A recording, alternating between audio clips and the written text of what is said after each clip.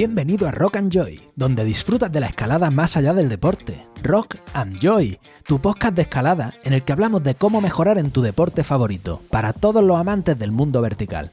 Todos los viernes desde primera hora, contigo Miguel Sancho.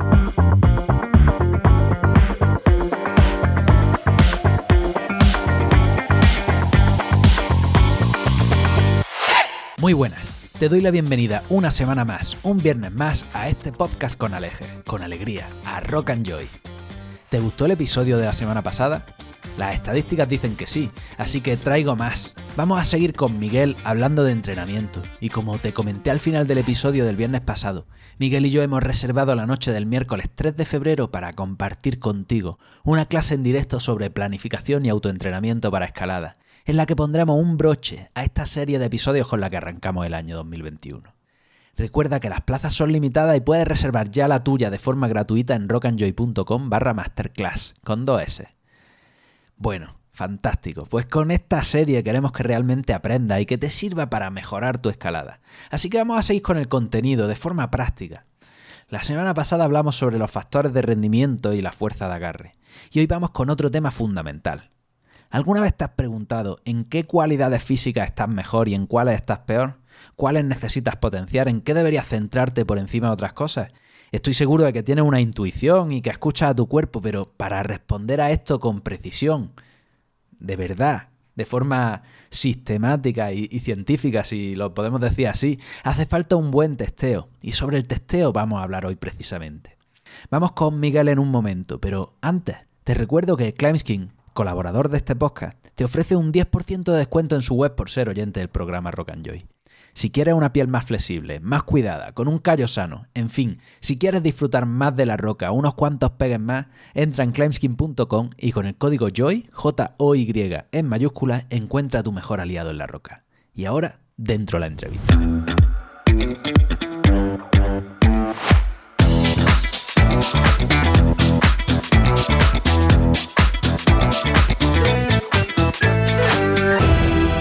Muy buenas y bienvenido de nuevo a Rock and Joy, Miguel. Hola, buenas tardes otra vez, Miguel. ¿Cómo estás?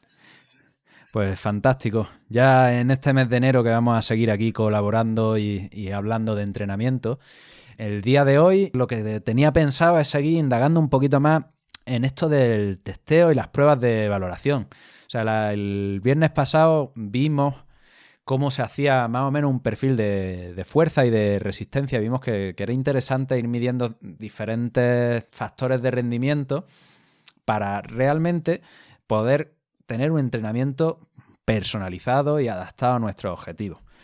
Habiéndonos quedado con esto en la cabeza, si mal no me equivoco, yo creo que van bien los tiros por ahí, pues hoy quiero saber realmente, cuando tú empiezas con un entrenamiento, por ejemplo, conmigo, que de hecho vamos a entrenar juntos, ¿qué pruebas me mandarías? O sea, ¿qué factores de rendimiento vamos a medir? Vale, pues ahí habría diferentes tests en función del nivel y de la experiencia del escalador, ¿no? Y sobre todo también de la logística y del tiempo que tenga disponible, ¿no? De entrenamientos al día o cómo se estructure un poquito su rutina de entrenamiento. Pero bueno, lo principal, aparte de la fuerza de agarres, ya trabajada anteriormente y hasta la saciedad, ¿no? Los otros factores de rendimiento que nos interesan para este perfil de escalador como nosotros, ¿no? De un nivel intermedio, avanzado, pues serían varios, ¿no? Pues la fuerza de agarre en diferentes tamaños de regleta o en diferentes tamaños de agarre o diferentes tipos de agarre. Pues los que vimos el otro día, pues eran suspensiones en 20 milímetros o en un tamaño de agarre un poquito más cómodo, dependiendo de lo que viésemos. También, importantísimo, la fuerza de tracción, ¿vale? La fuerza de tracción y la resistencia y la potencia de tracción. Y luego también, súper interesante, aparte de la movilidad, la fuerza y la resistencia de bloqueo, ¿no? Eso es un poquito lo que deberíamos trabajar o lo que yo te mandaría a ti evaluarte de manera remota, ¿no? Tú solo en tus instalaciones lo podrías hacer perfectamente tú y cualquiera. Ajá. Bueno, esto sería interesante entonces que lo pudiéramos compartir con la audiencia. Si te parece bien, pues después de este podcast en la web ponemos estos tests para que cualquiera que quiera evaluarse pues lo pueda hacer y nos lo pueda mandar. Y de hecho, si te parece bien, también le podemos dar incluso un pequeño feedback para que empiecen a usarlo. Perfecto. Yo hace poco también compartí unos documentos parecidos para acumular datos de escaladores de toda España, ¿no? O de toda Latinoamérica o más enfocados en el habla hispana, para que los hiciesen y tuviesen un recurso interesante para ellos propios, para dirigir y orientar sus entrenamientos y también para que me lo pudiesen mandar y yo tener una perspectiva más amplia para poder comparar los datos de todos los escaladores y compartirlo con el público o de mis propios alumnos, ¿no? Entonces, sin ningún tipo de problema, dicho. Vale, pues fantástico. Esto dalo por hecho y que lo sepa toda la audiencia. Ya al final del episodio digo exactamente la URL, pero vamos, en cualquier caso estará en rockandjoy.com y allí en el podcast, si entramos en las notas del programa, lo voy a dejar fácil para que todo el mundo lo tenga.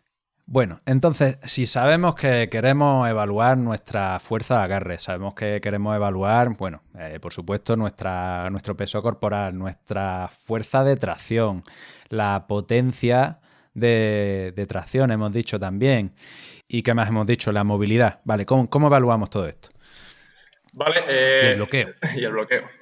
Pues siguiendo un poquito la misma dinámica de la fuerza de agarre, lo que nos interesa es tanto la fuerza o la máxima carga o submáxima que podríamos llegar a movilizar, tanto en tracción como en bloqueo, como en lo que hablamos anteriormente en el agarre per se. Nos interesa tener un perfil, ¿no? Un perfil más o menos elaborado o con diferentes cargas o con diferentes intensidades o porcentajes de la carga para ver también un poquito dónde somos más o menos fuertes, ¿no? O si somos más fuertes o más resistentes en general. Entonces, así como en la fuerza de agarre buscábamos 3 cargas, ¿no? Una carga máxima, otra al 80% y otra pues con nuestro propio peso corporal o asistidas con algún tipo de polea o implemento. Y, pues, por ejemplo, para la fuerza de tracción, hay 2 test sencillitos de hacer que más o menos todos los escaladores estamos bastante habituados a hacer con un poquito de nivel o de experiencia. Y podría ser, pues eso, en vez de hacer tantos test, pues con 2 más sencillitos, uno que sería, pues, evaluar nuestra fuerza máxima, que podría ser, en vez de tirar a una repetición, que igual es un poco exigente para algunos escaladores o para algunas personas, podríamos buscar la carga con la que somos capaces de hacer 2 dominadas al fallo o casi cerca del fallo, ¿no? O sea, buscaríamos la carga, el lastre, sumado a nuestro peso corporal, con el que hacer 2 repeticiones, y no 3, ni 4, ni una, 2, ¿no? Una vez tenemos esto, ya pues más o menos podemos inferir nuestra fuerza máxima de tracción en un agarre en barra. Luego, pues, con más nivel podríamos implementar esta misma fuerza de agarre, pero en algún tipo de agarre concreto o en regleta o lo que sea. Y pues para evaluar una carga diferente o cómo o cuánto somos capaces de mover o qué intensidad nos supone nuestro peso corporal en una tracción, podríamos hacer también un test sencillito que es cuántas dominadas podemos hacer con nuestro propio peso corporal, ¿no? Con esos 2 datos ya podríamos ir evaluando a largo plazo, a medio largo plazo, cómo mejoramos o empeoramos y cómo pues nos afecta esto al rendimiento. Vale, esto está fantástico, porque partimos de la base de que estamos midiendo de una forma objetiva un dato, pero ponte que yo acabo de empezar a entrenar, ¿vale? Y yo estoy intentando autoentrenarme en base a los conocimientos que tengo, a la mejor información que puedo obtener y digo, vale, pues voy a hacerlo de una forma lo más científica posible y voy a medirme, ¿vale? Yo mido todo esto, yo sé cuánto peso soy capaz de mover, sé cuál es mi perfil de fuerza-resistencia en suspensión y sé cuántas dominadas puedo hacer, pero no sé si estos resultados que estoy obteniendo son más buenos o más malos, si deberían ser más o si estoy bien. O sea, una vez que he evaluado esto, ¿cómo sé en qué focalizarme? Vale, pues con esos datos, aparte de evaluarnos, nos pueden servir para eso, ¿no? Para dónde enfocar nuestro entrenamiento. Entonces, al igual que hablamos en la fuerza de agarre y cómo progresar de cara al entrenamiento, hemos visto que la fuerza de tracción, evaluada en un agarre en tipo barra, ¿no? Para escaladores de un nivel como el nuestro, hasta cuándo podríamos o tendríamos que entrenar esa fuerza de tracción? ¿O cuándo es suficiente, ¿no? Que es la gran pregunta. Pues se ha comprobado que a partir de cierta carga o cierto lastre y la intensidad que nos supone nuestro peso corporal ya no tiene una correlación muy directa con el rendimiento, ¿no? Y ese umbral, por así decirlo, sería más o menos cuando nosotros somos capaces de levantar en una dominada la mitad de nuestro peso corporal, ¿no? Entre la mitad o un poquito menos, si por ejemplo tú pesas 60 kilos y eres capaz de levantar 30 a una repetición o 20 y algo o 30 kilos también a 2 repeticiones, ya esa... O sea, de lastre está hablando. O sea, si de yo peso lastre. 60, estaría levantando 90 kilos, que son 60 míos más 30 de lastre. Eso es, con 90 kilos, o sea, lastrándote la mitad de tu peso aproximadamente, ya tu peso corporal seguramente se encuentre en una intensidad cercana al 50-60% aproximadamente y podrías desplazar tu peso a aproximadamente 1 metro por segundo, lo cual ya es una intensidad lo suficientemente baja como para permitir mantener esa fuerza o esa capacidad de agarre mientras escalas, ¿no? Entonces, más o menos, ese umbral ya sería suficiente, ¿no? Cuando somos capaces de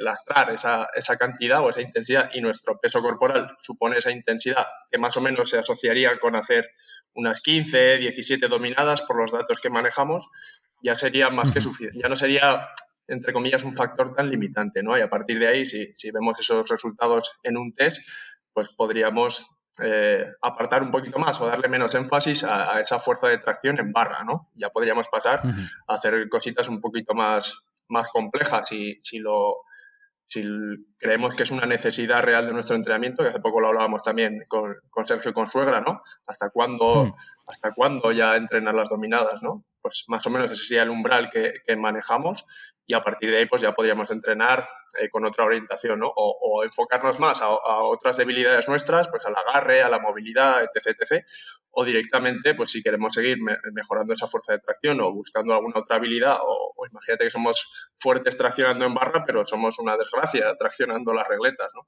O los agarres. Entonces podríamos enfocar nuestros esfuerzos ahí en vez de hacer tantas dominadas en barra o tanto peso en barra, no sé que nos guste por algo concreto, pero enfocarnos a eso, a una dominada en brazo, a dominadas en regletas, etc., etc. Pero ese sería más o menos el umbral con el que los datos nos dicen que ya sería un poquito suficiente.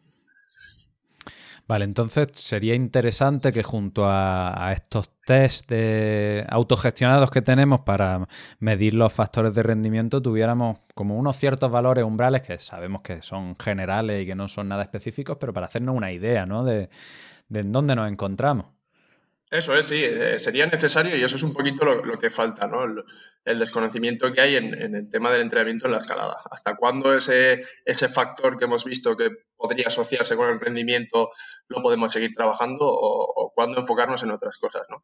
Y eso al final se crea con datos de escaladores. Cuantos más datos de escaladores manejemos, pues la gente que entrenamos o la gente que investigamos sobre escalada, pues más asociaciones podemos sacar con el rendimiento, ¿no? O el grado que estamos haciendo en este caso, y cuando ese factor o esa capacidad ya no sería un limitante, ¿no? Real, siendo que si tú haces pues esa cantidad de kilos en dominadas o ese número máximo de dominadas con tu propio peso o la fuerza de agarre, ya estás haciendo un nivel o un grado muy inferior al que otro escalador con esa fuerza o esa capacidad está haciendo, pues podríamos ver que algo subjetivamente, ¿no? Porque al final la escalada intervienen tantos factores que no se podría decir uno en concreto, pero podríamos ir viendo que quizá tienes otras necesidades para llegar a ese nivel medio, ¿no? Al final todos estos datos son medias, luego pues las puedes aplicar o no, pero te pueden ayudar para generar esas hipótesis en función de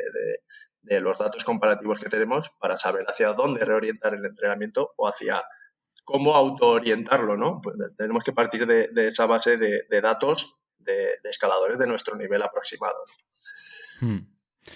Bueno, Miguel, y estamos en el caso mío, ¿no? Hemos dicho un escalador en grado intermedio y tal. Yo más o menos sé por dónde va, tal y como hablamos la semana pasada, de que los factores de rendimiento que intervienen en la escalada van a variar enormemente según la fase de nuestra progresión como escalador en la que nos encontremos, ¿no? Entonces, ¿cómo estos test entiendo que deberían de ser también distintos en función de a quién se los manden? No va a mandarle el mismo test de factores de rendimiento a un lolo que está haciendo 9 a más que a mí, que a alguien que está empezando, ¿no? ¿Cómo sabemos si estamos evaluando las capacidades correctas? Eso es. A ver, al final estos test, por ejemplo, que vamos a dejar a disposición de los oyentes, estarían enfocados a un escalador pues intermedio, ¿no? Pero, por ejemplo, gente que está empezando o que tiene un poquito menos de nivel o que podrían tener otras limitaciones, pues estos test serían diferentes, ¿no? En cierta parte evaluaríamos a nivel físico, porque esto es a nivel físico, ¿no? No a nivel técnico, ni a nivel gestual, ni a nivel de eficiencia, ni a nivel de habilidades psicológicas, pues plantearíamos otros test diferentes, ¿no? Quizá estos test los adaptaríamos, que eso también los tengo por ahí adaptados hacia un público de menos nivel. Y, por ejemplo, esta intensidad, ¿no? Lastrar una carga que puedas hacer 2 repeticiones en dominada quizás es un poquito exigente, ¿no? Para una persona que empieza, y podríamos buscar una intensidad más baja, ¿no? Desde a 3, 5 repeticiones en función de la persona.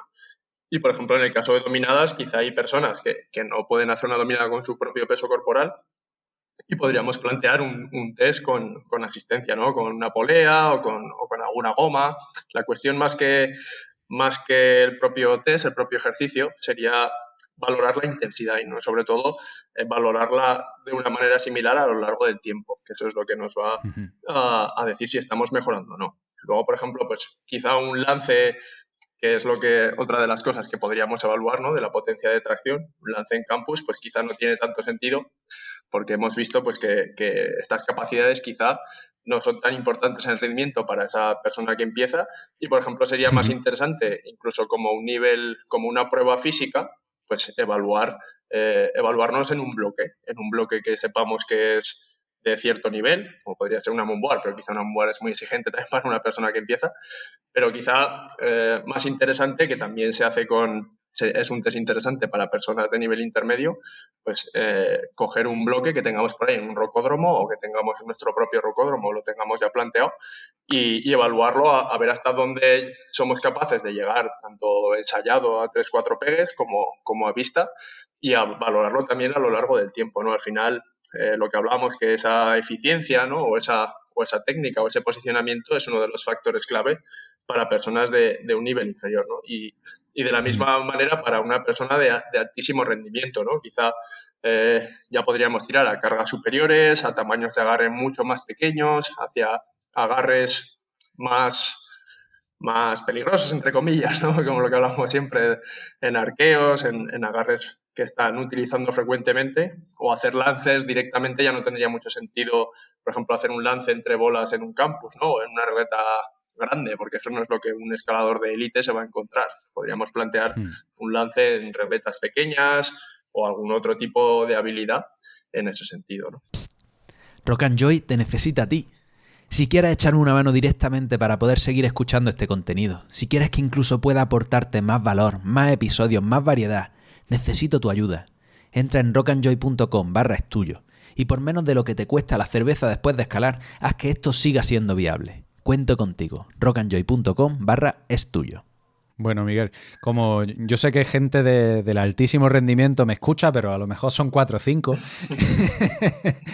De esto me puedo olvidar un poco, pero no me puedo olvidar de la gente que está empezando o que no está empezando, pero que no tiene un rendimiento muy alto, que son más bien principiantes medios en cuanto a su nivel físico. Entonces me gustaría que también pues esta adaptación de los test para gente principiante también la dejáramos, si puede ser posible. Vale, sí, sin ningún tipo de problema. Podemos trabajar esta, que es un poquito quizá la más específica para ese público, ¿no? Al final, en un nivel intermedio, pues ya nos preocupamos más por entrenamiento, por evaluarnos, por hacernos más eficientes, pero también las personas que están empezando también tienen esas inquietudes, ¿no? Entonces, perfectamente lo podemos adaptar y dejar esa adaptación también para que eso les cambie.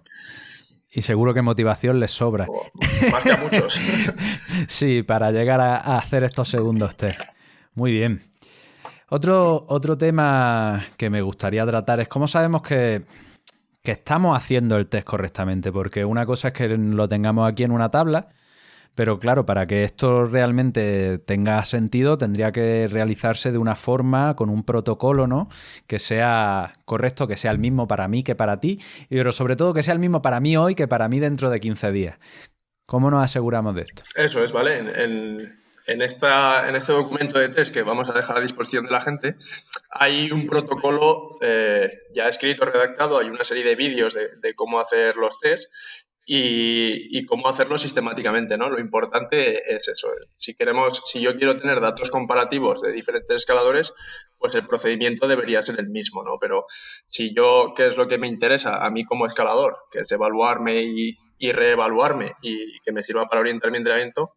Lo importante es que yo mismamente lo haga igual a lo largo del tiempo, ¿no? Entonces, aquí está detallado el protocolo general que nos podría valer para registrar unos datos lo más válidos posibles y pues se resumirían así a grosso modo, que luego la gente los tiene allá a disposición y lo puede leer y ver tranquilamente, con más calma, pero consistiría en hacer un calentamiento pues a nivel general, a nivel de movilidad, sobre todo de miembro superior, que es lo que principalmente vamos a evaluar en estos test, y luego hacer unas series de aproximación a las cargas que vamos a trabajar previsiblemente en los test que son con lastre, ¿no? No podemos ir directamente de estar en el sofá de casa o echando un café ahí en el bar del rocódromo y coger y ponernos, creo que voy a levantar 30 kilos en dominada, pues venga, me pongo ya directamente, ¿no? Entonces, Pero ahí. bueno, sería más o menos el mismo, más o menos no, sería el mismo calentamiento que si yo quiero entrenar con esa carga objetivo, ¿no? Eso es. Al final el calentamiento y la aproximación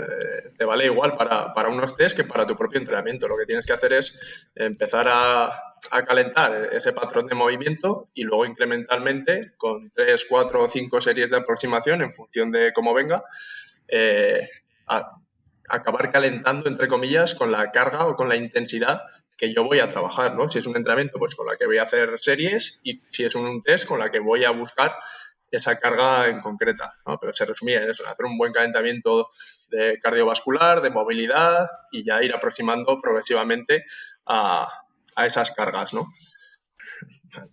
Bueno, Miguel, y entonces cuando tenemos esto a mí me surge una inquietud y es la fatiga. O sea, no es lo mismo si yo me pongo a hacerme este test después de haber estado apretando el día anterior, si he estado entrenando 3 días seguidos, que si llevo 7 días descansando o si me dedico a testearme al final de la sesión o al principio de la sesión. ¿Cómo lo haríamos para que tenga significado todo esto? Vale, pues al final es un poquito lo mismo que comentábamos antes, ¿no? Mientras yo lo haga igual, siempre, los datos van a ser similares, ¿no? Quizás no iguales, pero sí similares. Entonces, eso me resulta interesante para testearme, ¿no? Si yo me quiero testear y ver mis capacidades reales, pues evidentemente tendría que hacerlos libres de fatiga, ¿no?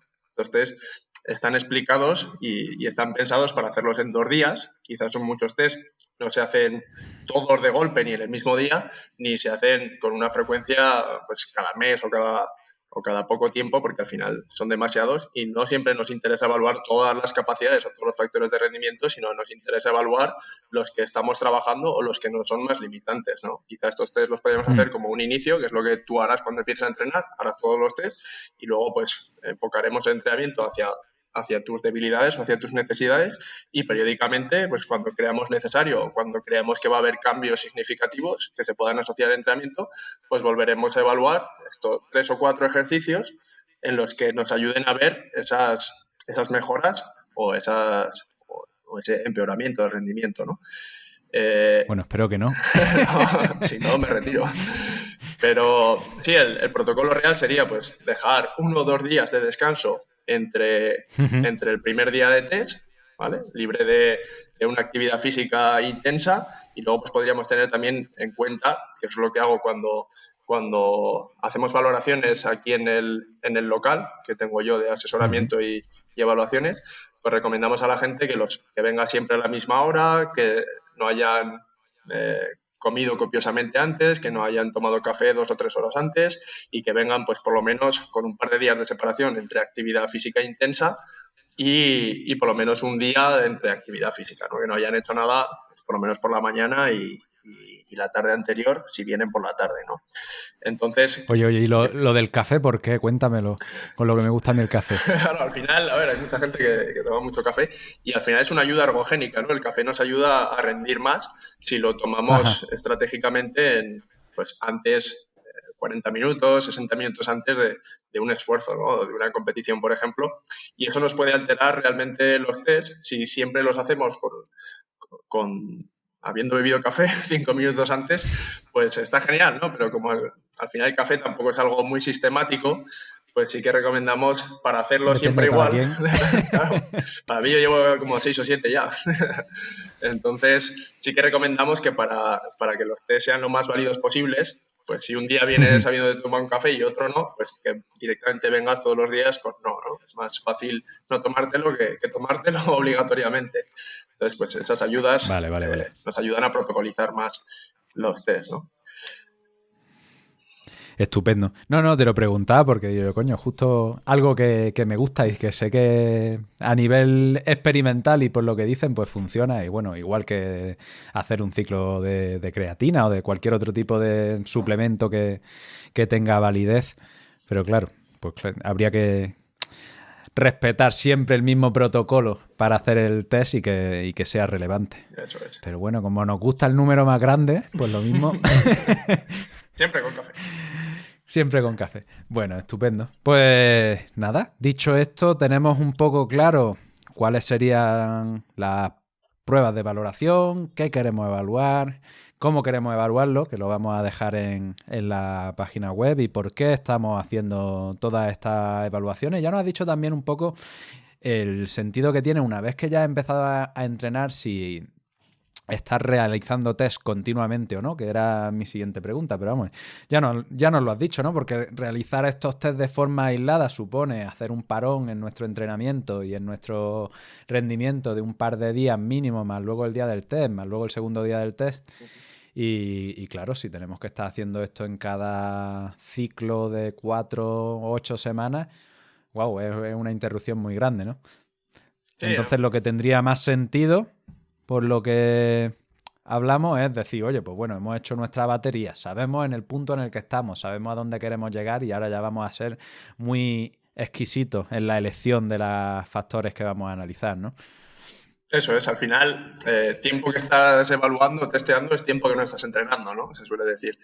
Y al final, todas las baterías de test o pruebas, sobre todo físicas, que es las que nos van a aportar fatiga para entrenar, deberían hacerse primero para saber nuestro estado inicial, ¿no? Como tú bien dices, y segundo, o un entrenador los pautaría, todo tipo de test, cuando pensamos que hemos obtenido las mejorías o pasa algo que nos hace pensar que tenemos que aplicar esos test para ver cambios, ¿no? Si creemos que no vamos a ver cambios, no tiene sentido mandar un test porque yo crea que me toque o porque yo tenía pensado que a las 4 semanas, 8 o 12 me toca hacer un test, ¿no? Yo lo planteo cuando lo creo conveniente porque voy a observar cambios y esos cambios los voy a observar cuando ya he dejado un periodo suficiente de entrenamiento para mejorar esa cualidad o esa capacidad, ¿no? Si en 4 semanas has mejorado significativamente tu resistencia, ¿qué puede ser?